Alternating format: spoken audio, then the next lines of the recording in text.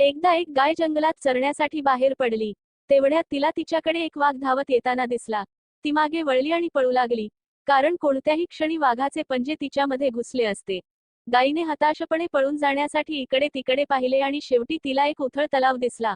वाघाच्या तावडीतून निसटून जाण्यासाठी तिने तळ्यात उडी मारली आणि पाठलागच्या तावात वाघानेही तिच्यावर उडी घेतली. त्या दोघांसाठी आश्चर्य म्हणजे तलाव अत्यंत उथळ होता, पण तो चिखलाने खोलवर भरलेला होता. एकमेकांच्या झटापटीनंतर गाय आणि वाघास आढळले की त्यांच्यामध्ये थोडेच अंतर उरलेले आहे, पण ते चिखलात खोलवर रुतले आहेत. दोघांचे पाण्यावर डोके होते, पण जरी त्यांनी खूप धडपड करूनही ते स्वतःला मुक्त करू शकले नाहीत. वाघ वारंवार गायीकडे पाहून गुरगुरत डरकाळ्या फोडत म्हणाला, माझे दात तुझ्या हाडांत रुतण्यास शिवशिवत आहेत. तो क्रोधाने पेटला, पण लवकरच त्याला सुटकेचा मार्ग न सापडल्याने असह्य वाटू लागले. वाघ स्वतःला मुक्त करण्यासाठी धडपडताना पाहून गाय विचारपूर्वक हसली आणि त्याने त्याला विचारले, तुला मालक आहे का? वाघ तिरस्काराने प्रत्युत्तर दिले, मी जंगलाचा राजा आहे. मला मालक आहे का म्हणून तू मला का विचारतेस? मी स्वतःच या जंगलाचा स्वामी आहे. गाय म्हणाली, तू जंगलचा राजा असशील, पण इथे तुझी सर्व शक्ती तुझे जीवन वाचवण्यात अपयशी ठरली आहे. आणि तुझ्याबद्दल काय? वाघ उत्तरला, तू पण इथेच या चिखलात मरणार आहेस. गाय हळूवार हसली आणि म्हणाली, नाही, मी मरणार नाही. मी जंगलचा राजा असून सुद्धा या चिखलातून मुक्त होऊ शकत नाही. वाघाने फटकारले, मग तू तर एक सामान्य गाय आहेस, तुझे काय?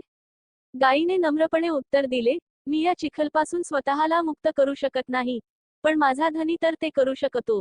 सूर्य मावळतीला आल्यानंतर जेव्हा मी घरी नाही हे पाहून तो मला शोधत येईल.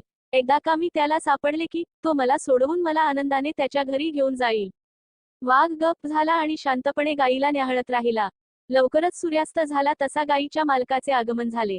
त्याने ताबडतोब झालेली परिस्थिती ओळखली आणि गायीला चिखलातून काढून सुरक्षित घराकडे नेले.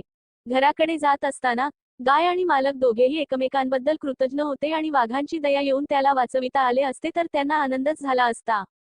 येथे गाय एक आत्मसमर्पणशील हृदयाचे प्रतिनिधित्व करते, वाघ एका अहंकारी मनाचे प्रतिनिधित्व करतो आणि मालक गुरुचे प्रतिनिधित्व करतो.